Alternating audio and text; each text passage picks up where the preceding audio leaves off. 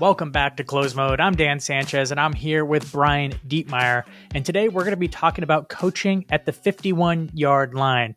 Now, as somebody who's a newbie to this whole sales coaching thing, Brian, like I've been in marketing long enough to know what sales coaching is. I've had great friends in the sales space. I've worked with them. I've sales marketing alignment. We're always having conversations about that. But I got to say, like, I'm not super familiar with this coaching on the back half. Like almost all of my experiences on Challenger and spin selling and all these other frameworks that are on the front half. So why is there even a need to have a separate philosophy, methodology, or reason for coaching differently on the back half than on the front half? Yeah, it's, in a past life, I was a VP of national account sales at a Fortune 50. I've been a sales coach and deal coach for a number of years.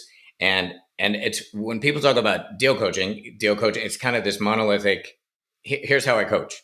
And what we've realized as we zero more in on, it's funny because I say the 51-yard line, and for people who are football fans like I am, it's actually after the 50 would be the 49. And I say that, and I just realized that we picked up after the 50, which would be roughly the 49. But much like football, and I apologize to people who don't like football, it's the best metaphor I can come up with, but you have a set of plays that gets you from the 0 to the 50.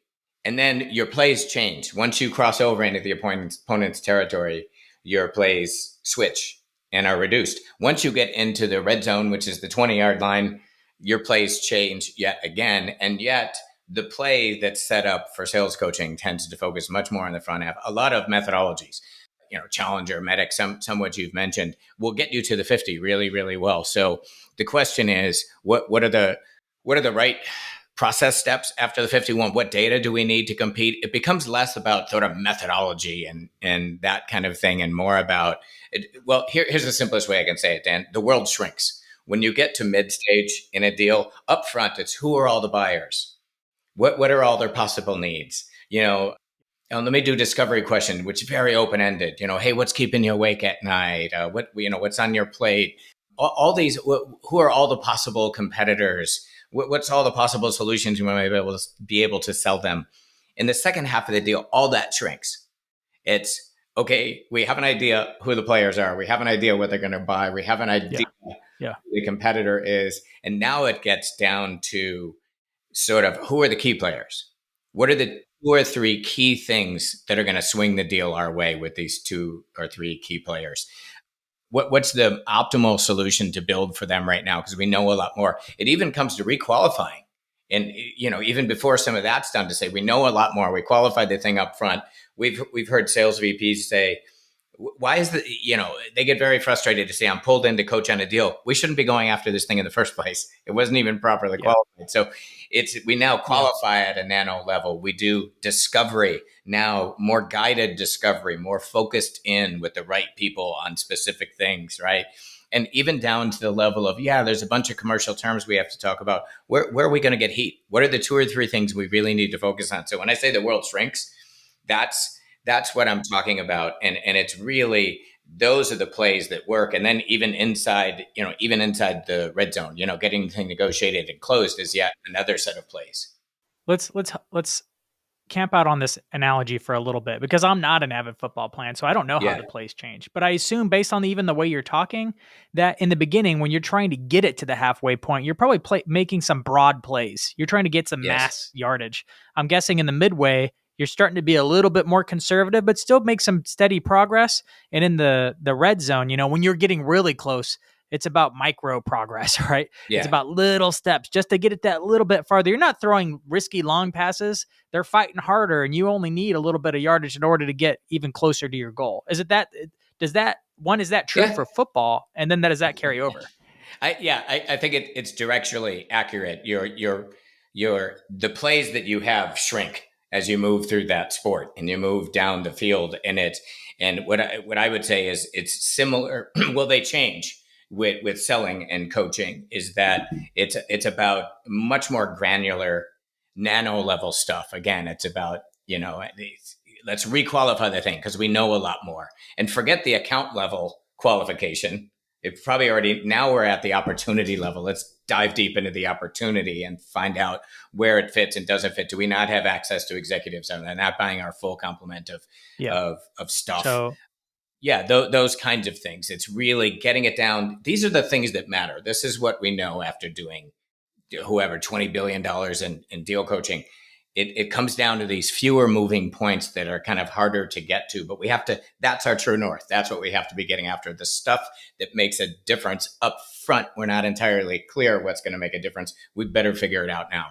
So the picture is becoming clearer to me. I'm like, okay, I could see what we're talking about, why we're talking about it, and why there's a difference between one and the other. The football analogy is working for me, even though I'm not a football dude, and that's okay. I'm sure a percentage of the audience isn't, and that's good. Yeah. Because if I'm getting Yeah. it, I'm sure other people are picking it up.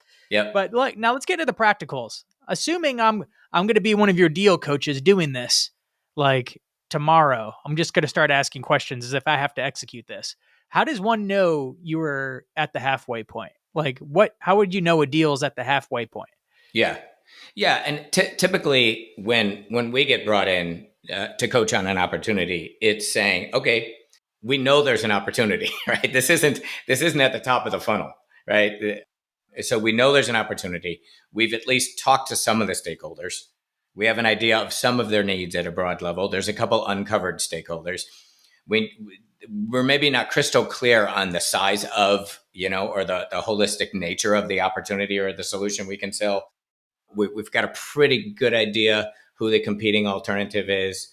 And maybe they've already started complaining about you guys are too expensive. Maybe we're even getting into the commercial terms part of it, but we know there's a live fish on the line and it's getting super competitive at this moment, right? They're beginning to think about making their decision, and we need to get well ahead of this thing and stop reacting and start proactively Yeah. leading in the second half. We need to be smarter about their decision than they are. We need to be thinking more about the commercial terms packages and the Yeah. solutioning than they are, and know more about it than the other side. So there's a general interest there. They're in market. There's a problem. Yeah. And you now have relationships with, if not the main decision maker, but a couple other stakeholders within the organization. Yeah. That much we know. And once we have those things confirmed, we're at the middle deal here. Yeah. Yeah. And usually it's sitting in forecast, and you and I have talked on other podcasts about forecast accuracy and deal slippage. A lot of that's out there. So these things are being forecasted and they're slipping because we do know a lot of that upfront stuff, but we haven't gotten to this nano level yet. And we shouldn't be throwing these things into our forecast at 90% close without knowing the key moving parts that are really going to make a difference in this deal. And that's why I say coaching is different. Back to the opening of the discussion, coaching to get down to that, that kind of not quite microscope level, but getting really into the details really makes a difference now. Tell me what the coaching looks like when we're at this stage. Now that we've defined how we've entered this stage from the pre-sale conversations, we know we have a good opportunity, and I've just all those things I just mentioned. What does it look like now versus what it looked like later? What does middle coaching look like? Yeah, I think first of all, there's the thing that benefits a seller most is data at this moment, right? To say, okay, I know that it's likely this solution I'm selling. I know it's likely this competing alternative.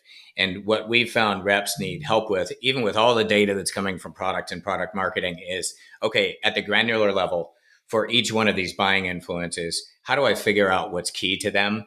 And we can help them in coaching to say these are typical sort of key criteria people are using to evaluate, and we can present to them, here's places where we have an edge over this alternative, even in this region, and that's the kind of stuff that they're looking for. And even and data on, we can kind of what I call crowdsource to, when you even get to the commercial terms, to say, I can tell you, Dan, you're likely to get a lot of pressure on these two commercial terms. So get ready for that, and it's less about methodology and tips and tricks and process steps. And it's more about, here's the data you need to compete versus the alternative.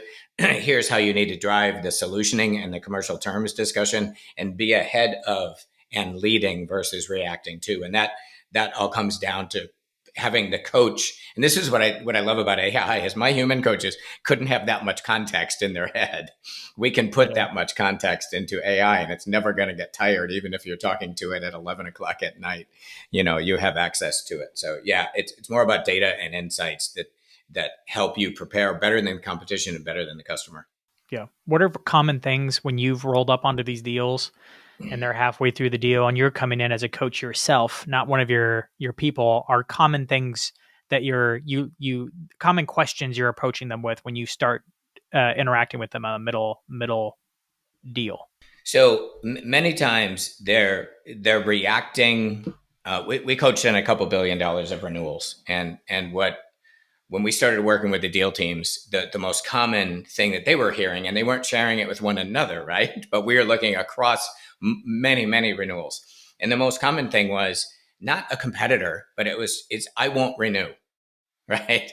And the customer is saying I'm not going to renew unless you meet this license price, and so one, they weren't sharing that, and they would immediately, even very seasoned deal pursuit teams would immediately go to, is that a license price we can even think about? Forget license price. So this is the most common mistake in mid to late. We need to go back to understanding, okay, if their alternative is what they call going dark, I'm going to do nothing, I'm just going to let my contract expire. We need analytics. This is back to my insight. We need analytics and data on what going dark looks like for this customer, given their goals at this moment.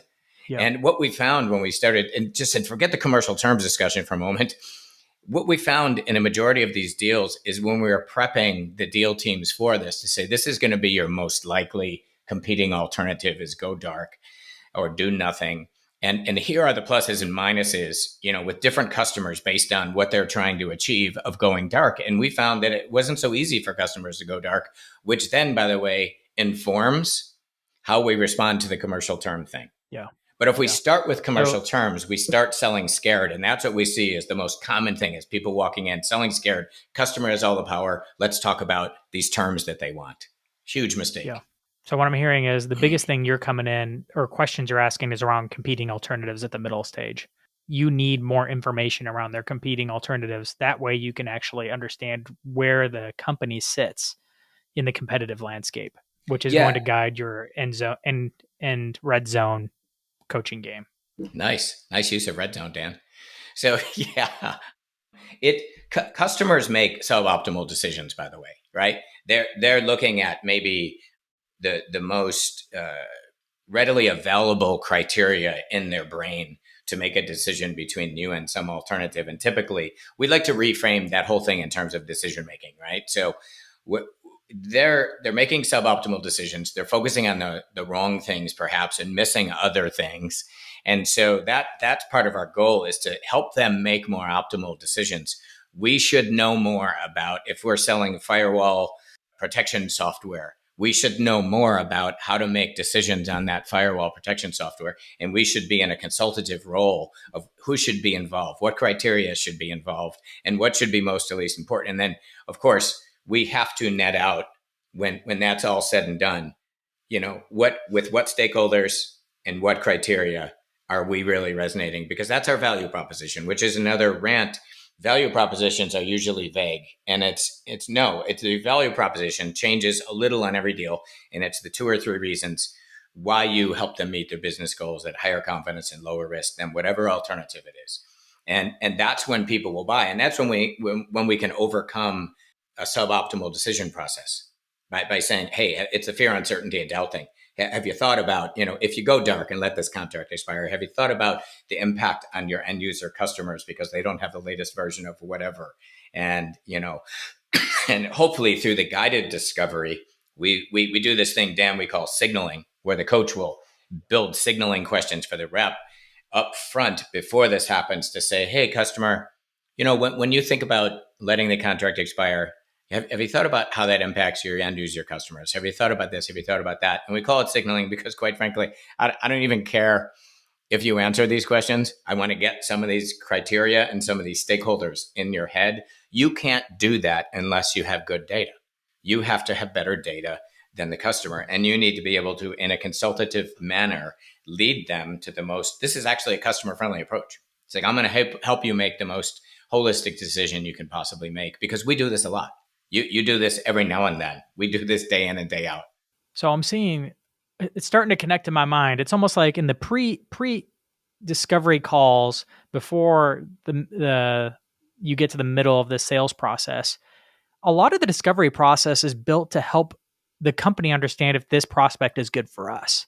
When you're getting into the mid zone, you're now trying to gather information not to see if it's good for you, but to prove that it's good to them Yeah. compared to all their alternatives. Yeah. So it's funny because a lot of this, the tactical things of asking questions and getting data is the same, but the intent behind it has changed. Am I getting closer? Well, precisely. It is almost a repeat of we need to qualify, we need to Yeah. requalify, we need to rediscover. But it's now at a nano level. And a lot of the discovery up front, and I'm sure many of you have seen these articles, open-ended discovery, the customer's telling you what they already know so you can get smart on their business. There's zero value in it for them. And it's making that transition on the front end from what's keeping you awake at night, Dan, to on the back end saying this is what should be keeping you awake at night. Right? This is where I now have a better sense of this overall deal. And here's the kinds of things you should be thinking about. And so we're going from leading. I find the front end is a little more kind of reactive and open-ended and just sort of downloading data to get as smart as the customer. On the back end, we have got to get into leading the decision. We've got to be able to get into leading them on solutioning and even leading them on the commercial terms packages. Customers tend to only focus on one or two items when there might be 10 or, price is a subset of volume and length of contract and services and SLAs and all these other things. But they're only focusing on a couple of things. Again, we need to lead at every step of this. It changes the way we qualify. It changes these guided discovery questions. It's similar, but much more surgical. Yeah. So I'm getting a sense of what the middle game looks like. What does it look like in the end? So in the middle, we've gathered more information. We've found out what their competing alternative is and figured out how to measure the effect of those alternatives to be able to compare our solution to it effectively in a way that best aligns with the what they want. But how does the coaching change again when we're getting close to the finish? Yeah. So it's the easiest way I can think about that. Having done this for a while, there's two or three things in my career that just kind of exploded my brain. And so I ran a negotiation training and consulting firm with the vice chair of the Harvard Negotiation Project for years. And we were, of course, using, building off of what we learned from them. And we did a research, believe it or not, this is getting to answer your question, but we did a research project. I'm going to give you the short version, talking to sellers in 19 countries over 2 years. Part of this research project asked them, what do you hear in the moment of truth inside the 20 in the red zone? What do the buyers say to you that knocks you back on your heels? It was kind of a random thing we threw into it. And we have a data analyst here, and I had her dig through it, thousands and thousands of mean stuff that buyers said to sellers all over the world. And I said, go, Lena, go in here, see if you can find any kind of patterns. And she came back and said, about 47% said over here, and about 50% said over here. And Dan, and for anyone else listening, I said, wait a minute, you just told me 97% of mean stuff buyers said to sellers all over the world falls into two categories. I was sure that was incorrect. We went back and recoded, and every new sales team we sign up, we ask them the same question. And this is one of those moments that kind of exploded my brain. So what's going to happen 97% of the time in Endgame is the customer is going to do two things. They're going to refer to their alternative and try to commoditize you in some way. And then they're going to put pressure on you to give stuff away. The most common tactic globally is I can get the same thing from someone else cheaper. Now, so they're either going to say, throw it in for free, lower your price, it's not in my budget, which is a concession tactic, or they're going to go, your competitor's better, faster, which is an alternative tactic, and most often combine them. You might say, so what? We already know if we're 6 months out, I'll already tell you within 97% probability what's going to happen in the red zone. They're going to do that. So we need to start changing that conversation early. And it's still, some version of that's still likely to happen. But to know that's coming your way and hear those words and go, oh, I get it. And I already have data prepared for same thing and cheaper, or some version of that, because I know that's what's coming my way. So how does that lead you to coaching differently? Yeah.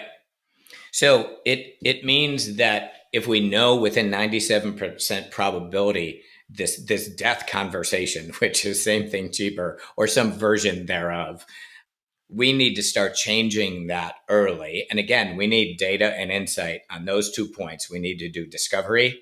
We need to be in front of the right people, getting data in front of them to start changing that conversation long before we get there. We're never going to make it go away, but the goal is to start changing the conversation earlier in the deal cycle with facts, data, and insight, knowing that's where it's going. So, and then also, so part of it is, as you said earlier, is the, why us versus some alternative. We better know that at a nano level about what the customer is trying to achieve, and the 2 or 3 reasons with the key stakeholders why us. We better anticipate where the pressure is going to come from on commercial terms. I've coached a bunch of deals with strategic account managers who are like top of the food chain in the sales world, right? And end of the quarter stuff, and they're all panicking. Oh, yeah. They just came in and said our competitor undercut us by 10%. And it's like, of course they did. Why are you shocked? You should be shocked if they come in and say, you know what, Dan, I've done the analysis. You're so much better than that alternative. You should lift your prices by 20%. That should surprise us. But the fact that we're not, we know where this is going to end up. We need the data and insights. We need to change the conversation. We need to be ready for the commercial terms plan. We already know where the pressure is going to come from. We need to get the quid pro quos, our whole commercial terms strategy in front of us. The other thing that we coach in this kind of 11th hour inside the red zone is presenting what we call multiple solution options. Deal teams make the mistake of coming to the customer with our offer. The natural human inclination is to come back and say, I want that offer cheaper. And, maybe on another show, we can talk about how to build these. But what we want to be able to do is there's usually an offer the customer is asking for that's somewhat tactical and cheapest. And then there's something we want to sell that's this monster, and we want to come in and present 3 solutions to the customer at 3 different effectiveness and investment levels, 3 different ways to solve their business problems. That's the brand. It's not the price of our offer. Here is our proposal. It's, I have 3 different ways to solve your business problems at 3 different effectiveness and investment levels. And customers typically don't take any one of those 3, but it radically changes the conversation, because the next piece for the deal team is to say, okay, I've presented these to you. Rack and stack these for me. What do you find most to least desirable? And then, Dan, let's work on co-creating a 4th that gets rid of some of what you don't like, add some of what you like. And so that's kind of the final play, is in terms of changing the conversation, is changing it from the price of an offer to the value of 3 different ways to solve business needs. We did dive a little bit more into this in a particular episode called Strategic Negotiation Part 4, Dividing Value for Better Deals, where we dove a little bit more about how you're setting up the 3 deals. Yeah. For those who want to go back and reference it, I'll drop a link to that episode below in the show notes. It was part of a 4-part series on strategic negotiation. I'm sure there's still more granular details that weren't even covered in that episode for a future episode for sure. Well, the only detail that I want to add to that is titling of these things is really important. So we think about, we present 3 solutions. The first part of presenting this to you, Dan, is to say, here's the business problem I'm solving for you. I'm going to raise your throughput by 4%. I'm going to reduce defects by 2%. And then the next part is, here's my solution. Here's all the elements of my solution that are included, and here's the associated commercial terms. Now I have another one that's going to, increase throughput by 6% and reduce defects by 8%. Here's the products and services, and here's the investment. Radically different discussion, but branding in term, these are not good, better, best, gold, silver, bronze. These are 3 different business metrics that are important to you, and you make the choice. And to, which do you want to drive, which is going to determine the solution, which is going to determine the commercial terms. And all these things are inextricably interlinked. I think that's a really important insight for me, because I think I even titled it Good, Better, Best earlier in this episode, but it's not Good, Better, Best. This isn't a pricing table where it's more of our software or less of our software, more of our software, all of our software. It's not that. It's customized solutions that are all good, depending on what makes the most sense for you. Yeah. To call them Good, Better, Best is to not do it correctly. Yeah. But they might be like internally, this might be, the best possible solution for the customer, but that they're going to determine it's best based on the throughput and the defect reduction that are associated with that package. That's the part that's really important. And typically what happens is they're asking for the most tactical, least expensive solution. We're trying to get this monster on the table. And typically what happens is we're moving up when we're co-creating, we're moving from 3 to 2, right? And so we're one-upping the game in terms of what this whole solution looks like. And that, I would say, is the most typical outcome, which is pretty good in terms of deal optimization. We've talked a lot about win rate, but this is deal optimization. Am I getting the right solution in front of the customer more than what they asked for? And am I getting the commercial terms in a way that's going to make my deal desk happy? What question should sales leaders be asking about how well they're coaching this last stage? Like, is it are hardly? I'll have to defer this to you, but are most people not coaching at all in this like midpoint to end game when it comes to the sales process? So in designing the close strong solution, one of my co-founders and I talked to 40 companies and 60 people, CROs, VPs of sales, global sales enablement leads. And we asked them all the question about closed plan. Do you have a closed plan? Like we have, again, we're using Medic and Challenger to get us through, but when you get here, what happens? And I'm going to give you the short version is almost to a person, all hell breaks loose. Everyone's kind of doing it their own way. Now, some people had some things in place, but the question are those the right things? Are those the right process steps? Are those the right data? Do we really know what wins deals? So that's what we're seeing. That's why I argue so much about we can't think of coaching monolithically, because there is a different thing that's happening on the back end. It's much more surgical, and it requires, in one sense, it's simpler because we want to take all the moving parts and moving down to the moving parts that matter. That's different questions. That's different data that you need. And we're not seeing Jim Dickey with Sales Mastery, which led me to this whole football analogy. Wrote an article in CRM magazine called The Red Zone. And I'm going to screw up Jim's numbers, but these are directionally accurate. Let's say that the average NFL team that gets into the red zone scores like 50% of the time.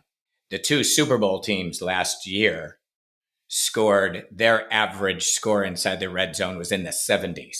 And so that's, they obviously, I mean, maybe they had better talent. They also did, his point is they did a lot more work on it. They did a lot more, workshopping, if you will, and had better close plans inside the 20.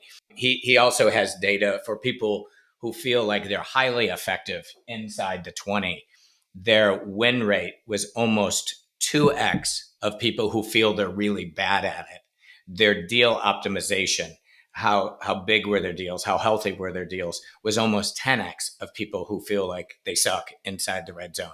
So there's an awful lot of data to say good things happen when you have systematic, in terms of not so much deal slippage, better close rates and better deal optimization, when you take a second half approach to this thing and realize that it is different and the game is changing a little bit in the second half. And it's without a doubt, for sure, the truth will out. If you get better at this, the numbers get better. Yeah. So I will be linking to that report in the show notes. Please take a look at that. Take a look at the past episode and ask yourself how well you're closing your deals. If you have a close plan, if you're a sales leader and you don't know the answer, might want to go take an audit to see what's happening on the floor and evaluate how well you're currently doing. So then you can begin setting benchmarks and trying to improve how you're going from the middle of the game all the way to the end. Yeah. And Brian, thank you so much. Thank you, Dan. And I will close with this. You and I did another session, I think you mentioned it earlier, on that close plan. So maybe we can link to that as well if you want to see Absolutely. What's in that closed plan or hear what's in that closed plan at a high level. It is based on 20 years of getting deals closed. So feel free to take a look at that. Thanks again, Dan. It's always fun.